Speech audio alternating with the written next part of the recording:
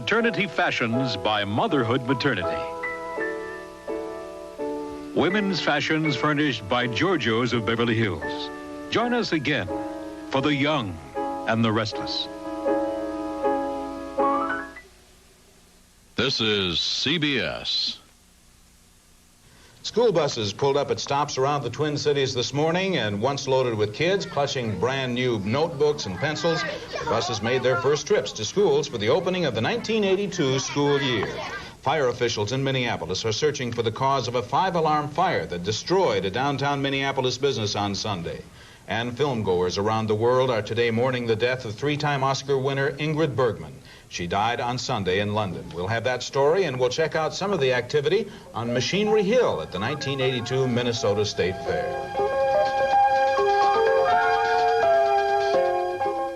Why are you drinking decaffeinated coffee? Because I should. Try this coffee. Oh? It's new. Tastes good, but I really should drink it decaffeinated. This is decaffeinated.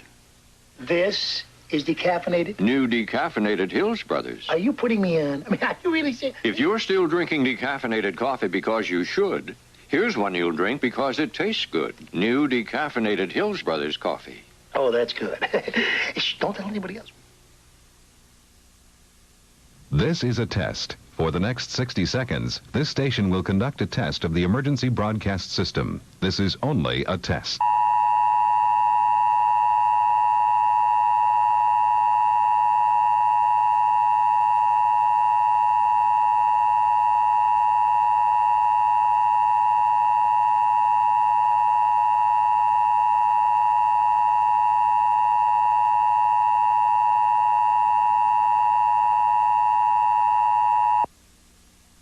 This is a test of the emergency broadcast system. The broadcasters of your area, in voluntary cooperation with federal, state, and local authorities, have developed this system to keep you informed in the event of an emergency. If this had been an actual emergency, the attention signal you just heard would have been followed by official information, news, or instructions. This concludes this test of the emergency broadcast system. WCCO Television, Minneapolis, St. Paul. From WCCO Television, Minneapolis, St. Paul, the Northwest's leading news station, this is the Noon Report.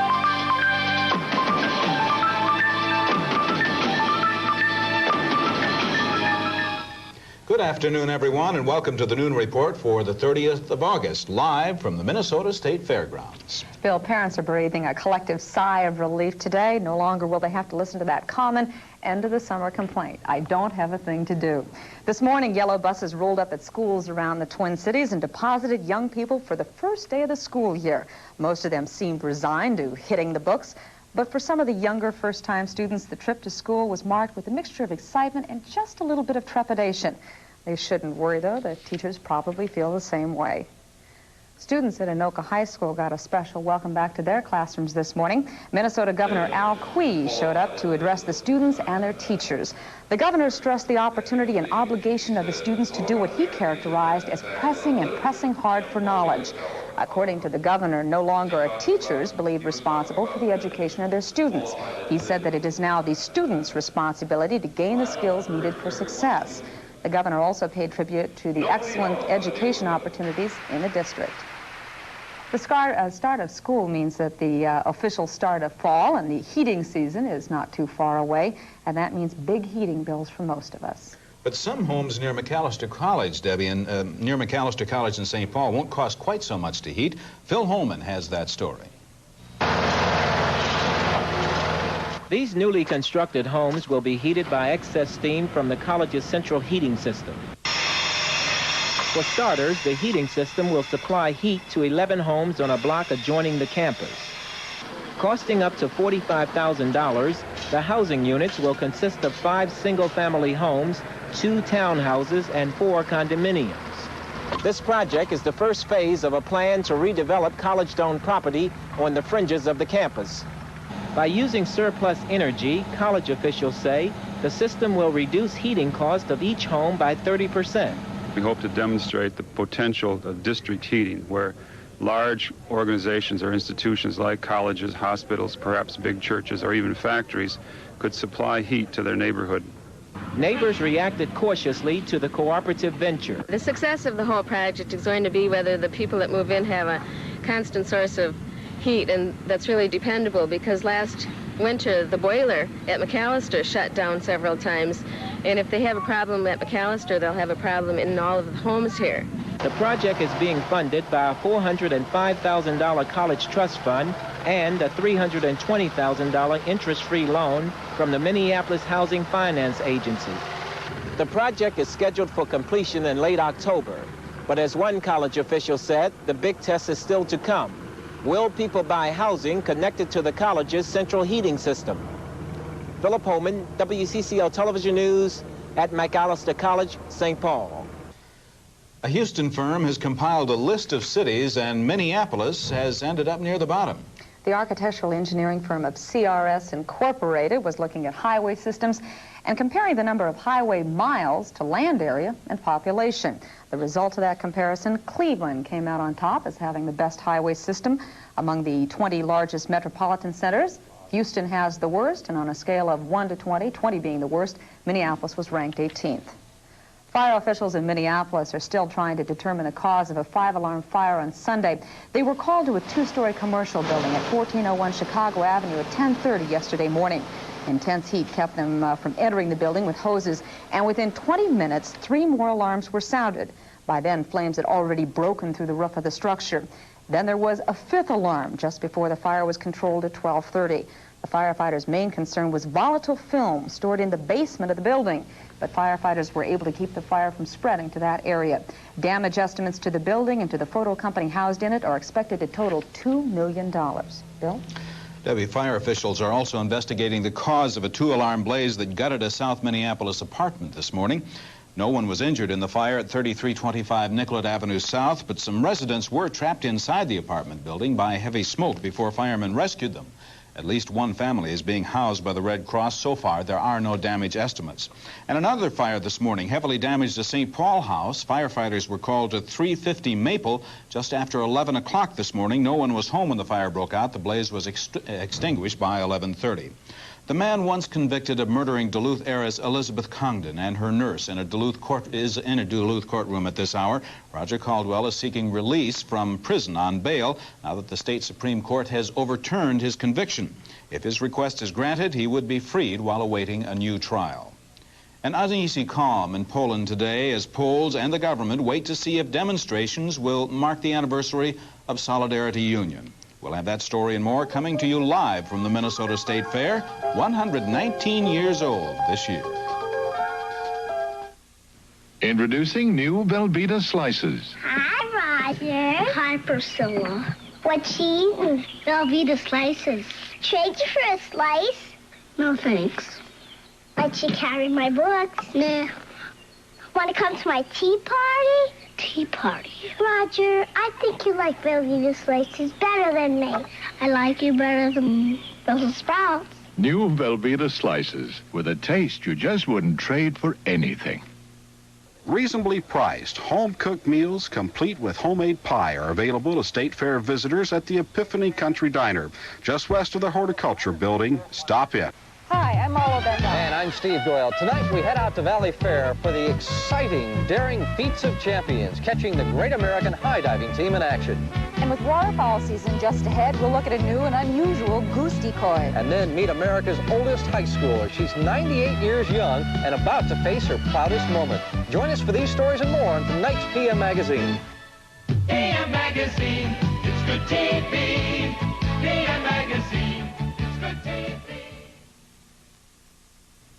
The woman whose face will be forever linked with the song As Time Goes By is dead. Reports from London indicate that Ingrid Bergman has died of cancer on her 67th birthday. The actress had many film triumphs, but one of her most enduring was the role she played with Humphrey Bogart in Casablanca. She began as an unknown Swedish immigrant in Hollywood and went on to win 3 Academy Awards. Best known for her strong, tragic heroines, Miss Bergman's last role was a 1981 made-for-TV special in which she played the part of former Israeli Prime Minister Golda Meir. Ingrid Bergman, she lost her battle with cancer, but she will remain with us on film. Bill, President Reagan's decision to embargo sales of equipment to the Soviet Union for use in the Trans-Siberian natural gas pipeline could mean a lawsuit against a subsidiary of a local company. Rosemont Incorporated has sold the Soviet Union thousands of gauges through its French subsidiary in the last 3 years. But when the president announced his ban on sales to the Soviets, Rosemont told its French subsidiary that it could not honor its contract to deliver 8,000 more gauges in 1983. Now the French company has negotiated a contract, says it is considering suing Rosemont's French subsidiary. The result, Rosemont could lose $8 million in sales. The president put that embargo in place because of Soviet involvement in Poland's struggles which could erupt again later today. Warsaw is quiet right now, but the martial law regime is warning against any demonstrations to mark the 2nd anniversary of the birth of the Solidarity Union. Underground union leaders are calling for mass demonstrations, but martial law leader Wojciech Jaruzelski insists that disturbances will not be tolerated. Last night, thousands of Poles gathered for mass in an early celebration of the anniversary. They heard a priest call for the elimination of the devil, a call which most took as a reference to the martial law government. Bill? In the Mideast, the leader of the Palestine Liberation Organization has left Lebanon. Yasser Arafat rode to the port of Beirut by limousine, escorted by French legionnaires. Before Arafat entered the port area, he was mobbed by cheering and tearful crowds. Arafat's destination still unclear. One PLO spokesman indicated his leader was headed to Greece, but a few minutes later, the spokesman said the ship might dock in Cyprus. Whatever Arafat's destination, the bulk of the PLO leadership is in place in Syria. CBS's Doug Tennell reports. Most of Yasser Arafat's key advisors have come to Syria. Khalil al-Wazir, codenamed Abu Jihad, arrived at the Syrian port of Tartus overnight. He is the leading military strategist of Arafat's al-Fatah guerrilla group. On the same ship, Nimr Salah, a ranking member of the PLO's Central Committee. They join at least 4 other key PLO leaders who are already in Damascus. But what is not yet clear is if this country is just a first stop or much more in the future of the PLO. Bassam Abu Sharif of the Popular Front for the Liberation of Palestine. We need a place, headquarters, from which we move to continue our political activity on the international level, to continue our political struggle on the Arab level, and we think that Damascus would be a very suitable base. Has the Syrian government agreed? The Syrian government had always considered Damascus a home for all Palestinians. Syria initially pledged to take in only about 3,000 of the PLO's fighters. Relations between Arafat's men and the Syrian regime have not always been harmonious. There are some who charge Syria did not do enough to aid the PLO during the Israeli invasion. But from a guerrilla's point of view, this country's ardent Arab nationalism and its common frontier with both Israel and Lebanon make Syria an essential ally. Doug Tennell, CBS News, Damascus. Even though most of the guerrillas have left Beirut, more fighting may be imminent in the Lebanese capital. Lebanon State Television reports Lebanese army units plan to move into Beirut today for the first time since the 1975 civil war.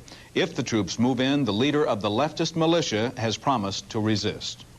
Well, according to Bud Kraehling, fair weather will be fair today, but there are clouds over the future of a fair institution, the youth camp. Bud will talk with one person trying to keep that camp open, and Bud might also manage to give us a forecast next on the Noon Report. There's only one toilet bowl clean enough for my family. That's a bowl that's Vanish Clean. And for me, there's only one way to get it. My brush and Crystal Vanish. Crystal Vanish is specially formulated to disinfect. Not all bowl cleaners disinfect. And Vanish kills germs that cause odors, removes tough stains, and cleans completely under the rim. Now that's as clean as you can get. That's Vanish Clean. For my family, it's not clean, unless it's Vanish Clean. For years, Southern chickens have been trucked into Minnesota. Now, Golden Plump declares war, presenting the Golden Plump Chicken Corps, dedicated to stopping the invasion of Southern chickens and to ensuring that every store offers you Golden Plump chickens. So go ahead, Minnesota, eat well tonight. Golden Plump chickens are guarding your table.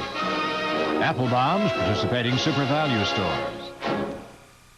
What's for lunch? Surprise. A hamburger. No, it's a chicken patty. Looks like a hamburger. Taste it. Tastes like Chicken. 100% chicken. Banquet chicken patties. Great idea. Bet the hamburger people are mad. Nah, Sure they are. maybe a little. New Banquet Patties, Nuggets, and Sticks are 100% tender, juicy chicken. Gonna drive hamburger lovers mad. We told you.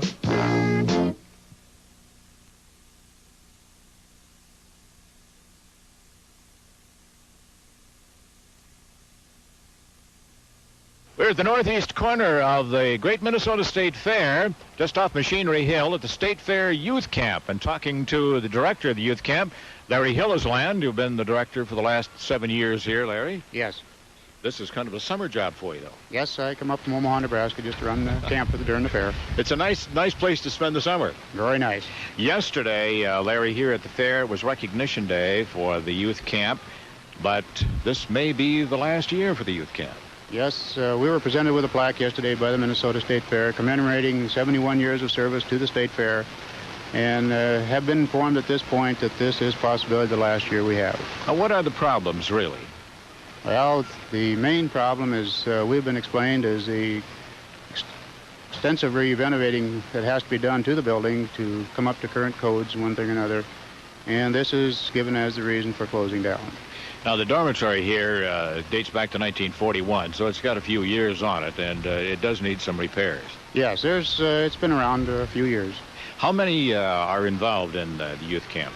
We have about 130 young people from throughout the state of Minnesota through 4-H and FFA, and also a staff of about 25 to 30 people. Now, that's both boys and girls in the youth camp. That is correct. Now, where do these youth camp people come from? They are selected by their 4-H advisors, 4-H leaders, their FFA advisors throughout the state, and are invited to come down to the youth camp. Mm-hmm. You have your own cafeteria here, and you have your own church services, I noticed. Yes, we have our own cooks, probably two of the best cooks in the state of Minnesota, and we have youth church services every Sunday. Well, so the food is good. Very good. Now, what is the purpose? What jobs do the young men and the young women do here at the fair? Their main purpose is a service to the fair as they usher in the grandstand and Coliseum for all the shows. And we also provide a camp atmosphere and sort of a training ground for future leaders, try to help them in their development, and also to provide some just good old-fashioned entertainment and to meet new people. Now, the youth camp has been a part of the state fair since, almost the early 1900s anyway, 71 or so years ago, I guess. The first camp was in 1912. Mm-hmm. What are some of the unusual experiences that you've had over the 7 years that you've been associated with the youth camp? Anything that you can think that's been unusual? No, I don't think there's anything really unusual. It's a very unique experience. You have to experience it to understand it. We have people that come back year after year. We have one man this year who came in from Pennsylvania to attend the fair, and come from all over the state of Minnesota, and it's just a very unique experience, and I've enjoyed the 7 years. It's something that without the staff I couldn't do the job. I noticed just before our program, too, there was a gentleman stopped by to say hello, that he said he'd been here in the 70s, I think, right. And to say hello again. Now, probably that happens every year or so. Oh, yes. We have people from all the way back from the first camp to come in and talk to us, sign a guest book, and just to see if the camp is still somewhat like it was when they were here. So it's kind of an old home week for the 10 days. I can imagine. It would be fun to come back. Now, not too many fair visitors come to this corner of the state fair. In fact, I didn't know that the youth camp was over here, and a lot of people are just not acquainted with what you do at the camp and the makeup of the youth camp. And it does seem to me that it's a shame that this might be the end. Now, what can, we'll say, our viewers, if they're interested, they've been a viewer or two out there that had been at the youth camp, what can be done to save the camp? At this point, we would ask that you talk or write to your local state fair representative or to your county agents, your FFA advisors. Let them know that you are in support of the camp, would like to see it continued. We feel that we have a program that is a benefit to the people of Minnesota both today and in the future. You also have an athletic program, I understand. You got a good softball team this year? Well, they divide up into squads, and they have the inter-squad competition throughout the fair, and then on the last 2 days of the fair, all the squad champions play the staff. And So- as of the last few years, the staff has always come out on top. Well, I want to thank you very much, Larry, for agreeing to talk to us today and the little chat that we've had, standing here at the northeast corner of the fair at the State Youth Camp. And the youth camp needs your support. We've got a little weather to talk about. I'll just kind of step back here and say that it is a beautiful day here at the fair. Our present temperature is 72 degrees, the humidity at 43%, winds northeast at 9, and the pressure reading is 30.14 inches. The pressure is steady. Our forecast for the afternoon is partly sunny. We do have a 30% chance of a little rain tonight. Afternoon temperature 78, the low temperature tonight 60, northeast winds at 5 to 15 miles an hour. Our forecast for tomorrow, cloudy with, again, a chance of showers. We put that chance of rain tomorrow at 40%. Afternoon temperature tomorrow of 75 degrees. And they may run me off the fairground here with the possibility of some showers on Wednesday, Thursday, and Friday, with afternoon temperatures of 75 to 80 degrees and nighttime temperatures, that would be Wednesday through Friday, of 50 to 59. Once again, thanks again, Larry Hildesland, Director of the Youth Camp, for talking to us today. And, well, we'll get back to the studio and leave the beautiful weather of the Minnesota State Fair. Okay, but if they run you off that end of the fairgrounds, we'll grant you political asylum down on this end, okay? Thank you, bud. Well, the 1982 fair has a lot of glitter, and so does this week's consumer travel destination. Today, Dana Middleton takes us to a city with a lot of glamour, a lot of history, and some poverty. Here's Dana Middleton with a report. Las Vegas? Reno? No. Atlantic City, New Jersey, the gambling mecca of the East Coast for some 6 years. 1/4 of this country's entire population lives within a day's drive of this island city. Yes, Atlantic City now is known for gambling and casinos, but that's recent. What it's been known for since the turn of the century is its beach boardwalk. But now, the grand old boardwalk hotels face the wrecker's ball. They're being replaced with high-rise hotel casinos and new construction in the form of condominiums. Many of the big-name casinos are here, the ones that line boulevards in Vegas and Reno. If and when the economy of the country improves, a half-dozen more are planned. But the city that inspired the Monopoly game is playing for high stakes of survival, not Monopoly money. Only a block off Pacific, Casino Row, are dilapidated remnants of bygone days. The casinos attract tens of thousands of day visitors by bus. They don't stay. The buses take them home at the end of the afternoon. That very fact is keeping Atlantic City from being a true vacationer's destination. The casinos are so self-contained, there's little reason to venture into town. Our series on Atlantic City this week will look at the pluses a visitor can find here, but also the saga of a town facing the most drastic changes any community can go through. Tomorrow, we'll look literally into those brand new casinos. You'll be amazed at what we find. This is Dana Middleton for WCCO Television News. Well, the Twins beat the Cleveland Indians 6-3 yesterday, sweeping the 3-game series in the Dome. Tony Parker will tell us about the new broom used by the Twins coming up on the Noon Report.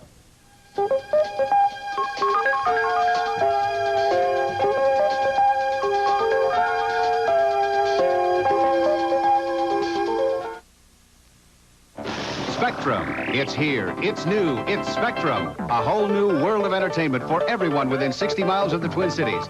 Your TV and this phone number can bring it to you now. Watch movies, new movies, good stand-in-line movies. Up to 70 movies every month.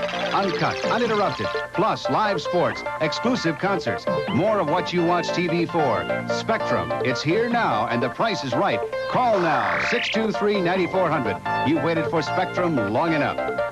It takes more than 75 full truckloads per week just to keep one Cub food store full. No other store in town sells that much food. It's because we charge so little that we sell so much. Or is it because we sell so much that we charge so little? Whatever. The important thing is that overall, no one has lower prices than Cub. And as long as we keep it that way, we'll just send it in one door and out the other. Our front door is now open at our new Brooklyn Park store. Come on in and save a truckload. You know, when the Twins returned from that disappointing road trip last Friday, they must have brought home a new broom because they promptly went out and had a clean sweep over the Cleveland Indians in the Metrodome. Yesterday's 6-3 victory made it 3 in a row over the Twins' nemesis. They had beaten Cleveland only once in 9 previous games this year. Yesterday, Twins pitcher Bobby Castillo kept the Twins close. It was 3-2 Indians going into the bottom of the 8th. When the Twins rallied for 4, Tom Brunansky's ground rules double started things here. Kent Herbeck followed with an infield hit. Both runners were safe. Then Gary Ward, who's having a fine year, singled in Brunansky with a tying run. Ward is now batting .287, 67 RBIs, and 22 home runs. Gary Gaetti with 21 homers surprised the Indians here with a bunt, a beauty, that handcuffed the pitcher, Don Spillner. The bases were loaded. Randy Bush then drove in run number 4, the game winner, with an infield out, and catcher Sal Butera here added 2 insurance runs with a single to center to make that final score 6-3. Castillo finished with a flourish, getting the final batter on strikes. He had 7 strikeouts while throwing his 3rd consecutive complete game in the Dome, not exactly known as a pitcher's haven. Less than 9,000 fans on hand for that Cleveland game yesterday. They should do better, though, in the next 3 nights with the Yankees here in town for a 3-game series. Well, the National Football League teams must be down to 60 players by tomorrow as they head into that final week of exhibition play. The Vikings have only 62 in camp, so they'll probably keep most of them for the final preseason game Friday against New Orleans.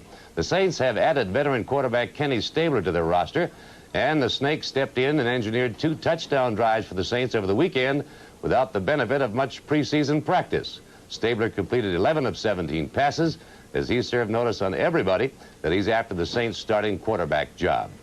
With collective bargaining talks at an impasse, the National Football League Players Association has called a special meeting of all team reps today in Chicago. Indications are the association will set a strike deadline for about October 1st. Ike Pappas has the story. The Players Association decided to call the emergency meeting following the collapse of negotiations with the owners last week in Washington. That session ended after only 4 hours, with both sides still badly split over the so-called percentage problem, an issue clearly illustrated Saturday night when the Chicago Bears faced the St. Louis Cardinals in a preseason game at Soldier Field. More than 50,000 fans attended the game, many of the seats going for $10 and $12. Other revenues came into the 2 clubs from television rights. In the negotiations, the players are demanding that 55% of the gross revenues taken in by all NFL teams be contributed to a central fund, from which the players would be paid according to their seniority and ability. The owners flatly reject the proposal, saying that would mean losing control of their organization. The players say the owners do not believe them when they say no percentage, no play in 1982. Chicago, Dave Huffman representing the Vikings, and if you take Dave's attitude, I think they're going to very definitely set that strike deadline. They're getting more and more serious every day. Well, it'll be interesting to see what happens. Right. Thank you, Tony. It was a momentous day in England yesterday as 2 sailing expeditions concluded their trips. Bill Dunlop now holds the record for crossing the Atlantic in the smallest boat. His craft is only 9 feet long, but it was enough to get him through a 78-day voyage from Portland, Maine to Falmouth, England.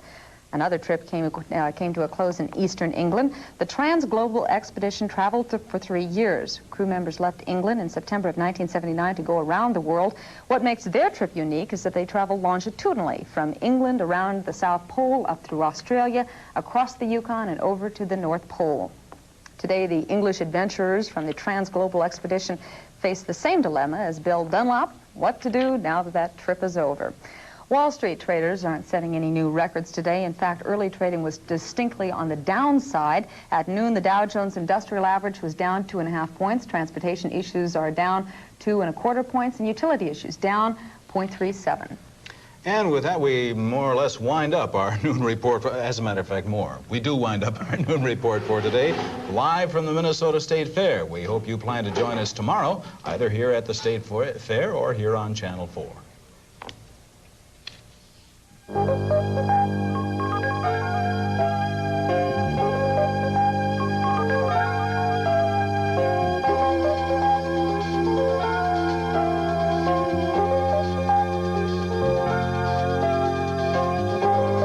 a copy of a guide to this week's travel destination, send $1 to WCCO-TV, 50 South 9th Street, Minneapolis, Minnesota, 55402.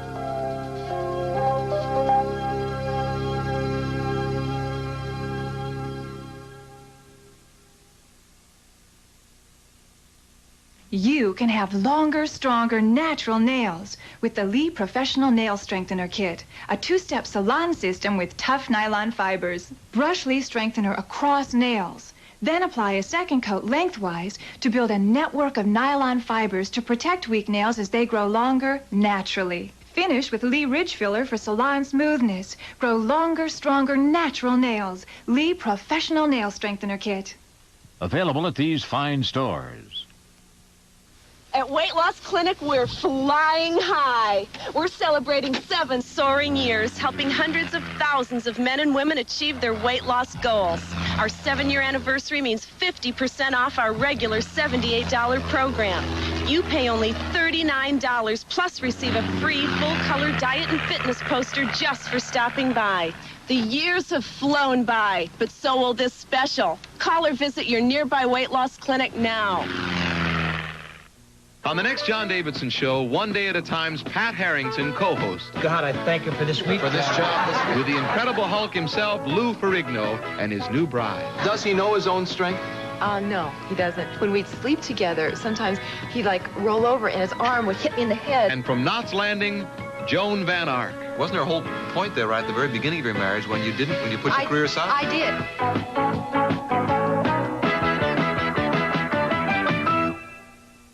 WCCO Television, Minneapolis, St. Paul.